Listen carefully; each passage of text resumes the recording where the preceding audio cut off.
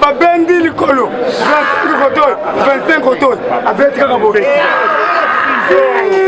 obomi esi aboyi kokwafe mais bana Kinshasa pese kaka $10 opesi esi kaka tinti nalingi na kwafe Sainte Catherine beta maboko yaya idepesi viva yango tolobi babamboso nde maka tombola kana bahati baza barace de vipère barace de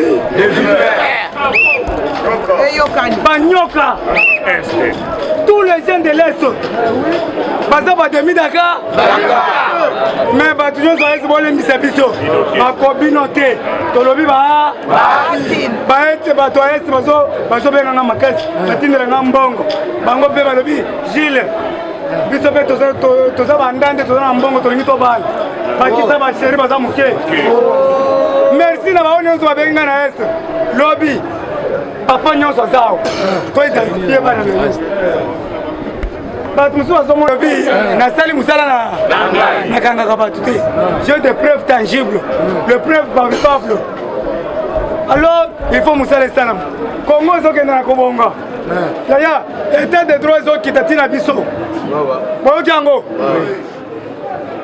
langage mama na yo 3 ans de prison. Merci, sans format. Maman a 3 ans de prison. Bazo kita. Balobi après tout to sisi ko kanga ba kulu na cravate. To koti na paix. Et ça ba tu musu musala na ezala le kaka. Fati matam. Matam na kito. Prison na tozo na tomate na de moi. Matam a fait. Yo lingi matam e kota lo yanga. Lo ya Kabila. Kabila mante fait belé. Na basi. Yaya na lo baka mettre prise facilité ko lo bingi. Tolobi boye. Toza na moral. Yaya kata ka mandefu. Ata soko za mwasi kuta ka mandefu. Okomona alongoli bo. Yozo alongoli bo. Azoki mande. Longola ka. Zile teza combien? Zile teza 100 francs.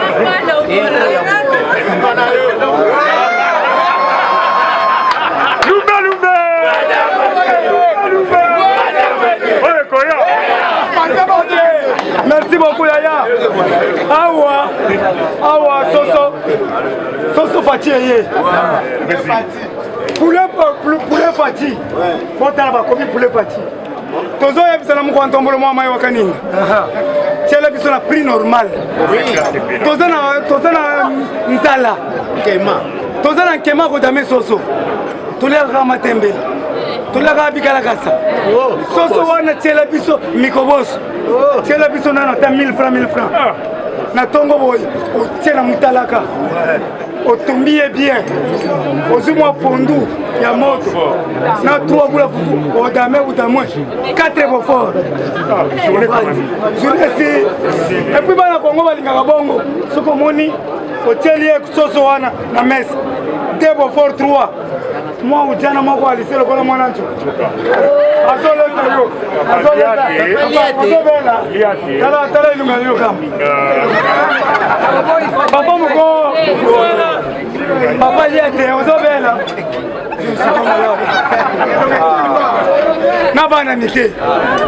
Yaya merci beaucoup. Tosengi na la police. Kosala musala kitoko. Lobi na kangeli police moko. Papa ka songo yo kangai. Soki nazana photo pesa nga photo. Na sociat eza fasi ya Pascal Mukuna na sima. Na sima. 4 heures juste tracasserie. Atele na zobele na mégaphone. Kashine. Bolata kashine. Bolata kashine te. Yo mama, leka boy. 4 heures juste. Est-ce que bon pesi bango ba contrôler ba kashine 4 heures juste. Drapeau na le matite. Bon pesa bango heure. Na ebisi fais gaffe. Alors bi ozanani. Na lobi keba. Er na tombole carte. bakoya kozwa yoyo olingi nabenga kasongo sikoyo olingi nabenga kasongo 4h6 ozodarange bato na pongi bana mpe akaluka wana oyo nde baya groupe longo kuna lotoko alors bozofingisa la police bato bazotindika ye kuita kashina longo kuna lotoko biloko Félix azoboya yango alors tozomettre en garde na la police oyo ayebi kosala mosala te papa kasongo susi ato eza en face ya aseka na nsima wana désordre total bazokanga nzela 4h kobotola bato biloko tosengi papa kasongo kende na nsima ya aseka zwa la polisi wana nyonso bukasa na kato tracasserie papa kasongo tozala confiance na yo na Pascal na mikondo na pompage na poids lourd papa kasongo tambola partout Dieu merci yako matisla papa kasongo ayoka yo UDPS viva kombakana lobona lobate papa kasongo zwa bei na boîte moko na koko jambo yeba déjà boîte wana bazokotisa bato a partir ya compagnie yeba déjà na minute oyo mokonzi mboka apekisi baboîte de nuit mais boîte wana chaque jour ezosala mosala na komata tomala loboko likolo ganga ba Fatime komata tolobake te soki omoni ndokisala nini fatichwa komata tozoyoka te fatichwa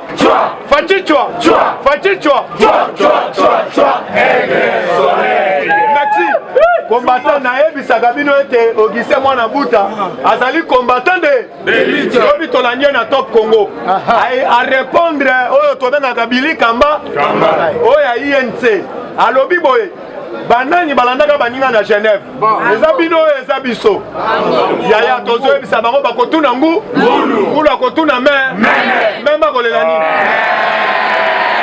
Ogise Kabuya mwana buta quel le plus loin alobi boye bete bato bakangisa Vital Kamerhe ezali bato ya pepe alobi bokonza mboka abendaka ye matoyi ya yambo ava babanda musala alobi keba batieli biso piège majorité eza ya bango me batie mutambu awo me mwana ma ayokaki te akende kozwa yoyo ya bana yaya tolobaki ete moto ayibi yoyo ya bana kolongwa musala yaya toyebisi binika mbale kanga munako na ntango ozalaki ministre otikala te kolongwa ntango bakangaki papa wa kaninginingi boye te combattant ozali na réponse ozwa libabe wana obabela muku ntombolo azali kosoutenir oyo tobengaka justice yango moto etombolaka mboka yaya nayebisi bino muku ntombolo na beni apesaki nga mawa bauti koyebisa bino clairement ntango ayambaki bana classe oyo mibale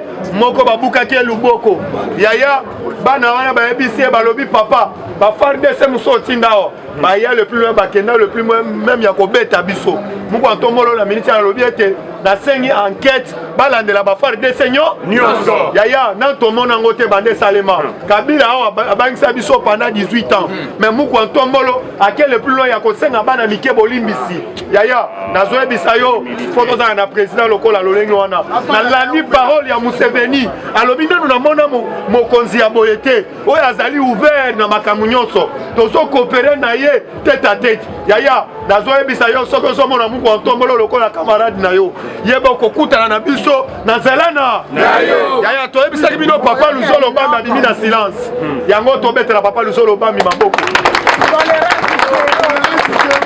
yaya papa Luzolo Bambi abimi na silence par rapport à nini alobi nga nazali parmi oyo tobengaka bamaître ya kala constitution ya mboka na biso parce que mokonzi ya mboka mpe abendaka basénateur matoyi alobi soki boluki moyen bo empêcher justice ya mboka akobalukela bango nsima moko yaya nalobi matata ponyo amata akita bakosala ye umukama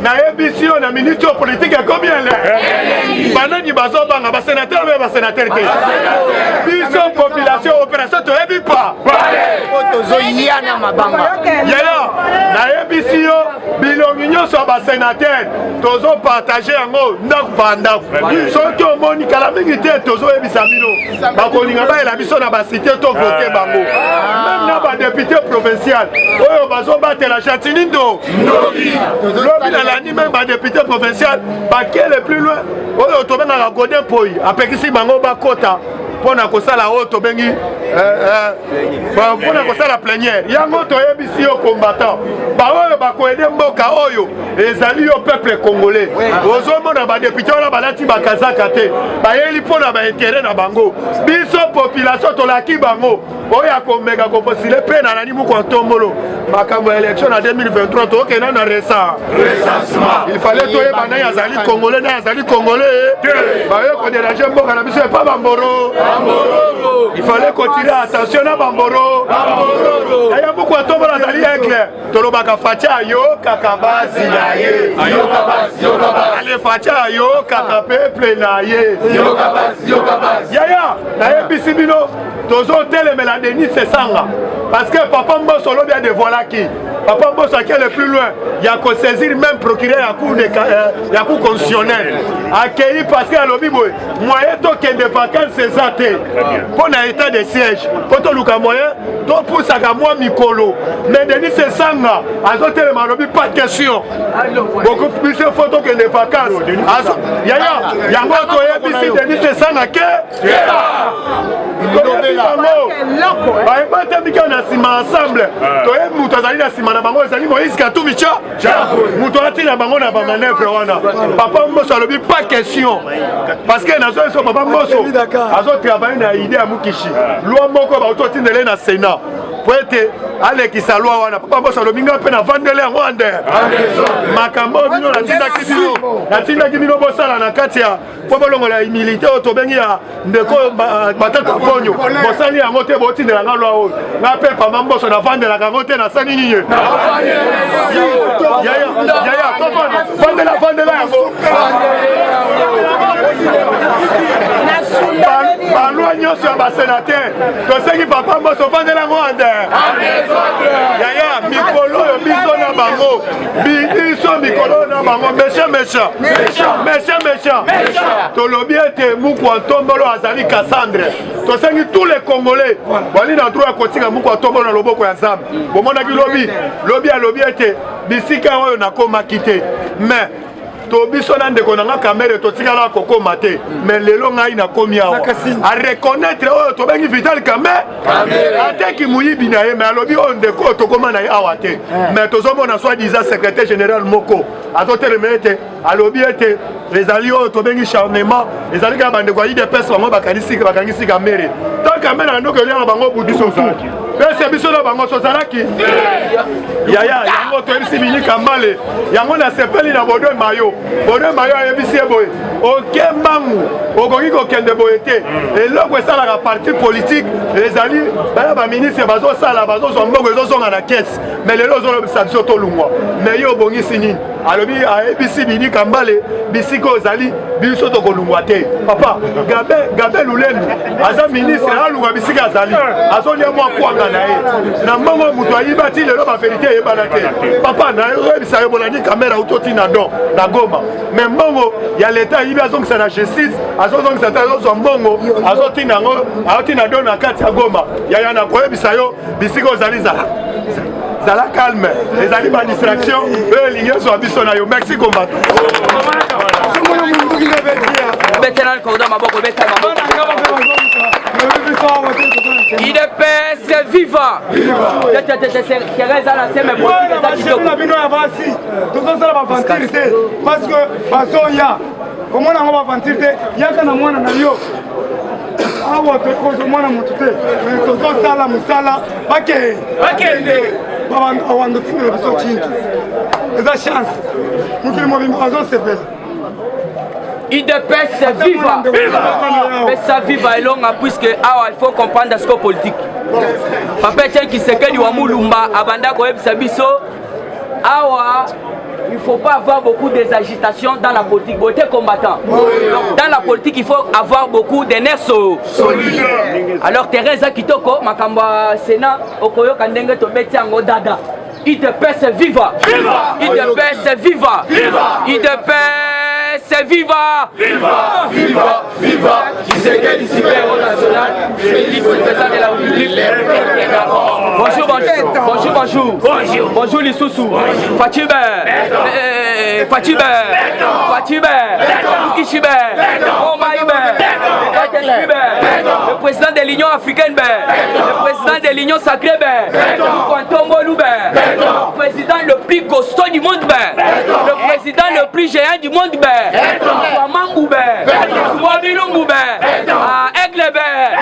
Vision 100% congolais de père et de mère.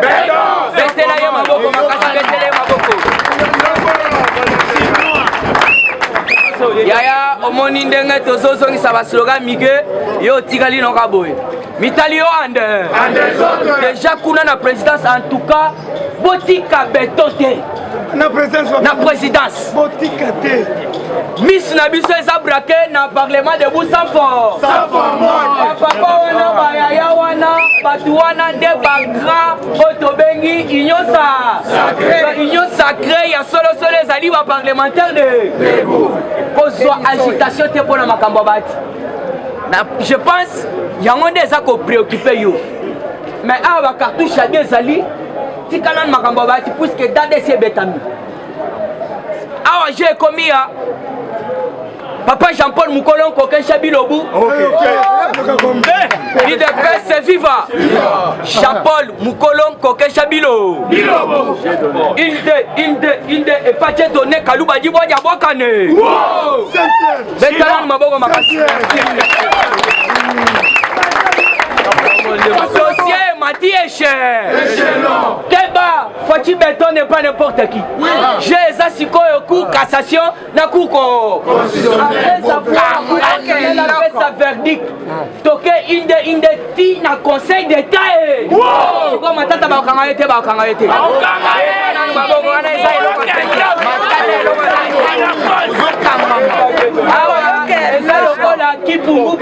Kipungu Bozoye Tiassoy IDPS viva et l'autre ça toka tana na kati actualité à liboso ezala kilobi mukwa tombolo le quand esprit Fatibé alongwe beniti na bunya ke pa bunya ba papa ya beni bali bunya ezali fief ya ba rebelle alors vous devez comprendre Fatibé ton na hôtel ya Albertine afanda ki wana ayambaki tous les forces vives ya côté wana ndeto ye komona président ya ba élève o bakenda ko fanda na mairie ya Beni baye nazoye bisayo mwana mobali wana zu parole abandi koloba monsieur il ne faut pas nous négliger nous sommes abandonnés les enfants s'ils sont allés en compagnie avec les ADF ce ne sont pas de leur propre volonté alors c'est à cause de l'abandon ils ont pas et puis ils sont devenus comme les boucliers des rebelles.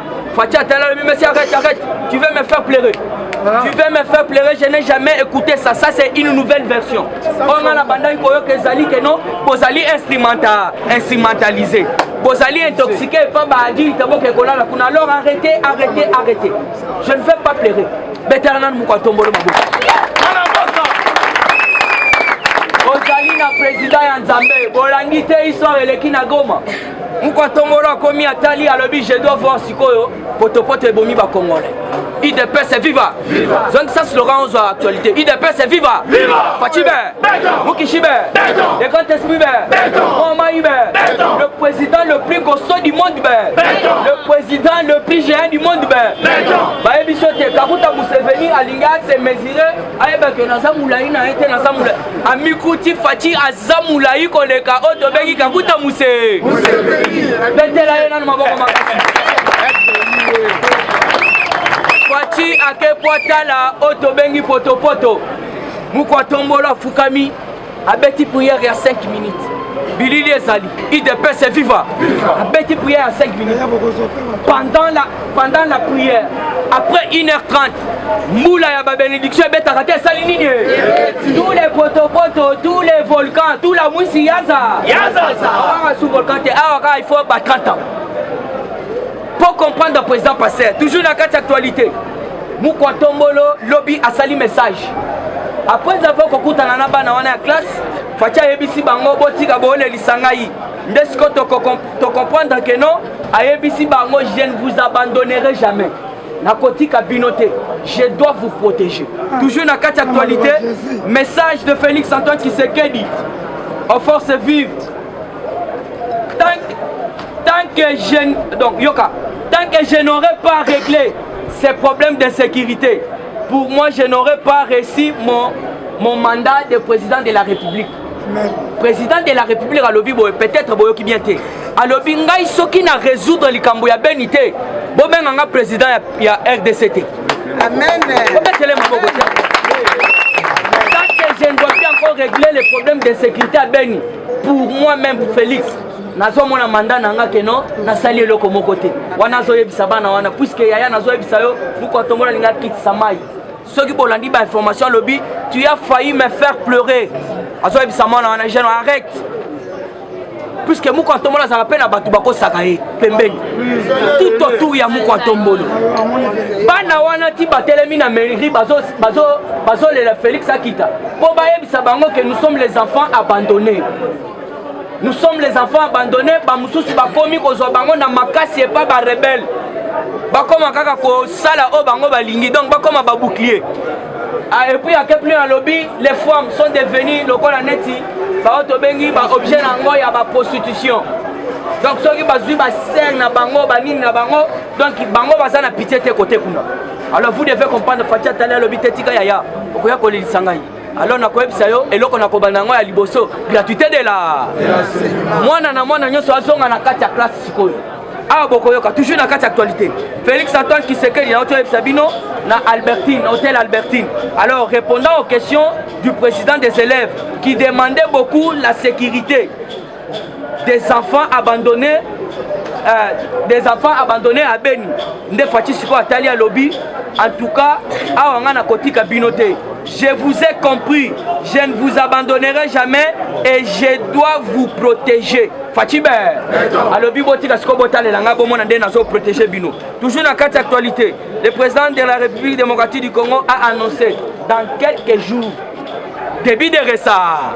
Betanan maboko ya resa. Bon, cela veut dire aux Andes qu'on a bisoté, aux Andes qu'on a bisoté recensement et bandit to beta mabo.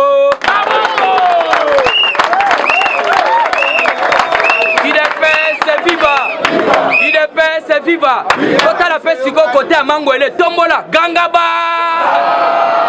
Osana problème ya Mangolé, au monde osa congolais, tous osa congolais, téléma gangaba. Yaya, il faut la qui ça esengo. Tokomi nangongango. Ruissel Fatih Béton a téléma l'hôpital dans quelques jours. Début de recensement. Poté qui est congolais, qui n'est le pas. Mouko tombolo Ruissel. Alors vous devez comprendre déjà côté à Est, donc on a combien de temps? Recensement, Mobutu Banda Yango, Atika Yango Te, Asilita Yango Te. Donc nous devons savoir qui est congolais, qui n'est le pas. Tabanda na basena kuno. Boyoki ebele kuna baza bambororo. Alors pendant monopoliser parole était toujours la carte actualité. Alors vous devez comprendre que Moïse Katumbi leur côté azopesa ba journaliste mbongo pour ba meka koloba ba freiner loi ya congolité. Alors tokoyebisa ye déjà c'est côté. Alors yoka siko eloko zo sala Moïse Fatih Béton alors big akati ba contrat minier. Alors wana toza ko senga interpellation. Il y a gouvernement, il y a Sama Lokonde. Fatih alobaki déjà que ba mini surtout ezala bloqué. Pourquoi? Parce que ceux qui ont signé contrat ya sika et pas yemoko Fatih Béton. Mais yoka bande on a biso ya Lubumbashi ba yebi entreprise la société la société TFM balobi bako salabino reza ya Moïse te ba pesi licence soki ya mutu songolo pakala. Donc TFM ezali entreprise propre ya Moïse ka. Et puis il faut information à qui les droits baso balobi bon vérifier pe bon repère sans raison. Chaque semaine il y a 40 camions oye kota ka ezwaka minéré na Lubumbashi. Alors ezwi minéré et bibi nango. Les baso bimana minéré eza le rôle net bango ba ko eza ba brique puisque minéré na zo bimana le rôle ba zelu pena. Alors baso ko ça été eza ba brique. Alors zo bimandeni via ya Zimbabwe, Zambie, et koti sikoyo suka nango ezana Mozambique. Donc minéraux surtout Moïse Azouaka et suka kande na Mozambique. Alors balobi TFM ezalaka entreprise ya Moïse. Donc chaque semaine 40 sur les âmes 35 camions ya moulaï. Alors c'est pourquoi Azako préparé déjà 2023 naïe. Alors tokoye bisayo awa tokoyi ba président ya demi Dakar. Ye wana Azako teka minéraux na biso kombongo wana ya kokorompre. Yo congolais la ta casquette la ta polo pour ya voter. Alors quand tu es sabango mouko tombolo Fachi Béton moi ma Nzuba Bilumbu alobi dans quelques jours bientôt les resa. Le chef de l'État a fait ordre na Lualaba na Likasi Moïse a fait ordre au lobby Babar na Babiloko et travailler. Alors il faut pas que Moïse Moïse chef de l'État lobby Babar et Kangama Babo de nuit. Moïse a joué le Babar de nuit. Dans lobby bon travail. Il faut pas que Moïse. C'est la haute trahison. Moïse. Yangwana Toto Sabino. Il fait c'est viva. Il fait c'est viva. Les serpents peuvent changer la peau. Mais sa nature du serpent a-t-il à la rechanger en côté. Malgré la métamorphose, malgré aïe, Nakati a union sacrée. Ce ne sont pas tout le monde qui est d'accord avec l'union sacrée. On a d'accord, c'est Papa Mbosso. On a Monique Azako qui travaille dans le peuple congolais. Et les restes, c'est Bokoyoka. Awati, Papa Luzola, sali ba intervention président de Merci Ebsibino. Mais Luzola qui est plus loin. À l'objet, mais ça ne se fait pas pour la Makambo Sénat. Comment ça fait-il que justice est causée à la barrière? Et l'ingé sala musala est comme un Sénat barrière. Non, il y a un lobby boyoka Luzola Bambi. Je considère la décision du Sénat comme expression démocratique. Mais en réalité, c'est une humiliation des peuples. Voilà le Zolo Bambi, mettez-la dans le Zolo Bambi. Le Zolo Bambi, tolérance zéro, azali pour les peuples d'abord. Il y a un autre qui sa maman Rose Moutombo. Il y en a beaucoup de procédures. Le problème, c'est quoi? Il y a eu une mauvaise interprétation de l'article 107. Ce qui va kolandela otobengi matata mponyo ezate po azali otobengi sénateur ba effet commis or l'air azala ki nam sénateur tende ba kolandela ye yangana vous devez comprendre tokoyebisa na bino matata mponyo ba ati lukwebu ce sont les oiseaux de même plumage quand matata mponyo fit le premier ministre. Donc, Bahati Lukobo fut aussi le ministre de l'éco. Donc, s'il y a eu des tournements dans les canaux, dans les circuits, on peut toujours avoir Otobengipe, Papa Nabiso Bahati Lukobo. Si ce n'est pas comme ça, où sont les 85 députés? Il y a union ça. Puisque Fachi Béton a qui déjà bango. Bon, comment il va écouter? On va continuer le message de Papa Otobengi Luzolo Bambi. Boyo Kandenga réfléchir. Puisque Wana Azali les grands professeurs. Et pourquoi vous devez comprendre Papa Etienne Tshisekedi wa Mulumba? Les Rasala qui gouvernement naïe. Azuye Ateye Kuna, le ministre de la Justice. Puisque Otobengi article, Otobengi loi, ebele, et ça na mutu naïe. Yoke loko a révélé biso. Donc c'est une décision. Et donc c'est une expression démocrate, mais en réalité c'est une humiliation du peuple congolais à travers sa justice. Je note par expérience, je note par puisque Moutoualeki nous a zaté. Il y a un lobby expérience on a nazanango. Je note par expérience que les demandes de levée d'immunité, ne sont jamais accordées dans les deux chambres. Et que la justice s'arrête aux portes de l'Assemblée nationale et du Sénat. C'est une déni de démocratie. Je demande à la justice de poursuivre toutes les procédures possibles qu'elles ne sont pas encore exposées. Donc cela veut dire quoi? Azako Kamo, selon l'article, Kolongola yaba immunité à député ou soit sénateur, ezalaka accordé te, ezalaka lié te na assemblée ou soit sénateur na sénat. Alors eloko basali ezali déni démocratie. tokotuna ye moko Denis démocratie ou soit soko zawana na koluka yo. Voilà dénier.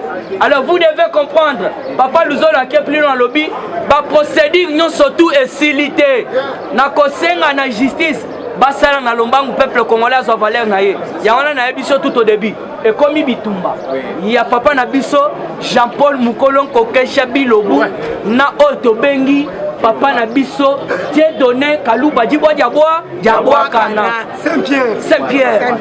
Donc bah tout ani déjà moutou tala sénateur quelle honte. Nos sénateurs ne savent pas comment transformer Kondimbo la loi. Bazolanda matata pognoté pour a commis sénateur. Ba effet ya salaire à salaki premier ministre. Ne yangwana ba koluka. Yangwana moni yemoko le procureur général ya cour de cassation. Tête à tête. Na cour constitutionnelle o ezali ko kamba manajibwa Diabwakan. Abisi bango moni ba sénateur quelle honte. Fati Beton Bayo qui si son n'est pas sénateur. Mais mauvaise interprétation de l'article 107. IDPS viva. Sony. Monde Mobimba. Article 107. Tala ba sénateur n'est pas interpellé.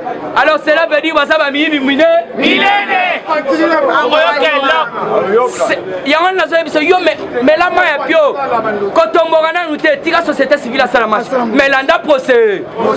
Fati n'est pas n'importe qui pour Azwa Dibwa Diabwa Kana Achaye Kuna na cour constitutionnelle. Azwa Jean-Paul Mukolon Kokesha Achaye na cassation. Duel. IDPS viva. Et là vous comprenez moi. Duel. Donc cela veut dire on a ligamba matata ponyo bala terre. Amata Akita Akokangama. Yangono moni papa na biso Luzolo asengi déjà que ba procureur nyonso tout. Basala ba moyen nyonso esengeli ba bengi sa matata. Et puis vous devez comprendre IDPS viva. IDPS viva. Papa Jean-Paul Mukolon Kokesha Bilo balobi boye. Après avoir saisi mon conseil cour constitutionnel à rendre verdict na ye ya suka a memi yango siko na conseil d'état. Conseil d'état de Sikoyo, maman n'a point final. Alors tu vas continuer. Alors pour nous chiter, il faut comprendre que papa Kasongo awa kakasere leki. Bon moni côté à Baramoto, au Poussani Liboso, au Komona Baoudjana Bazawana, Bazo Trakase Batou. Donc il s'allait bango surprise papa Kasongo. Chaque jour, pourquoi? Tongo midi pourquoi? Bazani baroulage. Alors jour on a bakanga qui mona batu ya Issa. Alingana bisabino balinga batomboka puisque kuna so kanga ta 2 élèves 3 élèves ya Issa donc il est copé la moto baudjana bazawana bazo tracasser moyen te yangana basengé te papa Kasongo so il place wana baroulage ba kotelema balongola baudjana puisque baudjana balobi baza ba FRDC o ba yaki na wango et pas Kabila du fait que soki Chadar a bimi biso to revendiquer masasi beta mandezor nde yangono moni ba sala baba vi wana alors pendant que kochité l'honorable Bindoule rejette honorable Bindou Lazali à INC a rejeté Otobengi Maloba ya Billy Kambala lobby ndenga ba condamné Vital na 13 ans. Alors comme ça ba député na bisonyo surtout tolongwe tokota susté na réunion ya union sacrée. Donc député wana lobby alongwa kuna azali maturité politique. Donc a ndeza bo biso toza ko soutenir toujours mu kwantombolo toza na toujours na cash. Mutu soka yibimbongo l'état juillet. Et ça c'est na musala na yango état de droit. Yango na moni likambo ya matata ponyo nous devons beaucoup tirer l'attention. Puisque ce qui justice elinga ça na musala ba freiner, ce n'est plus encore l'état de droit. Alors pour na monopoliser parole je appelle Spino merci. À ceux qui le Eshima, votre magazine qui bat au rythme de l'actualité. Édition spéciale au cœur de la lutte contre les détournements des fonds publics et autres faits de mégestion, l'inspecteur général des finances Jules Alinguete est la pièce maîtresse de la stratégie antifraude de l'ère Tshisekedi. Expert des finances, en moins d'une année, Jules Alinguete a su dire halte aux détourneurs, dénicher les fossoyeurs de l'économie congolaise et déjouer les stratégies de vol des deniers publics au point de devenir le symbole de la lutte contre la corruption en RDC. Interview exclusive du numéro 1 de l'UGF. Mission de l'UGF, innovation apportée à l'inspection générale, les confidences des résultats d'enquête, patrouille financière, à qui l'UGF fait-elle rapport, qui donne des ordres à l'UGF, comment contrer les immunités parlementaires, les observations faites dans plusieurs provinces. Des révélations sur le dossier. Bukanga Lonzo, retransmission en direct des matchs Léopard, exonération et compensation, le rôle de l'UGF dans les régies financières. IGF est-elle justifiable devant la justice? Plusieurs questions soulevées et confidences de l'inspecteur général Jules Alinguetekei à lire dans ses numéros spécial Finance.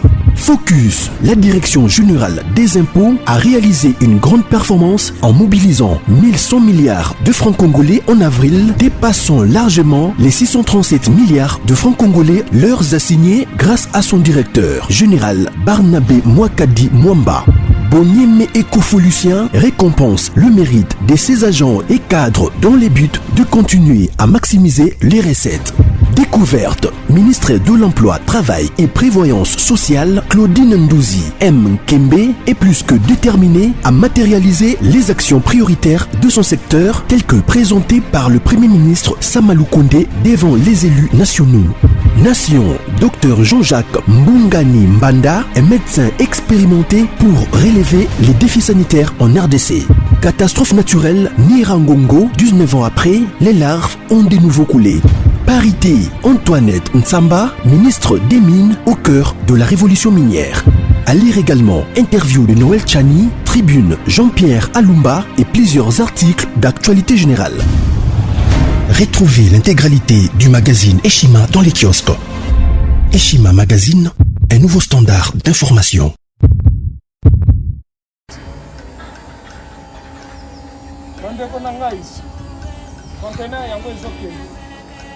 Le 26 mai, les conteneurs.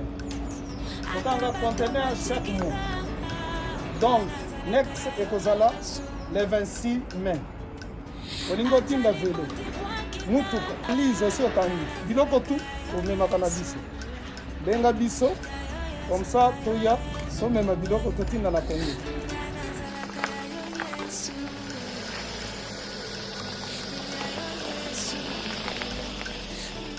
Bandeko kari yango oyo touti kozongo ezokende Kinshasa. Ozana mutuka pesa biso ezoke. Merci. Le 26 mai, mosusu ekwende. Ya 2021 otosana ngo. Donc tosala ka chaque mois. Oza besoin na carton benga biso. Biso munene yango. Moyenne yango oyo. Bon moyenne. Yango oyo. Na carton na biso ya muke. Nous avons 3 dimensions. Onyo solingo tinda benga biso tozozwa ba vélo, tozozwa ba valise, mituka tozozwa. Donc eloko tout tozomema na Kinshasa. Merci beaucoup. Mutuka, vélo, salon, biloko ndako, biloko tout tozomema. Donc vous hésitez que bobenga biso tozala na pona ko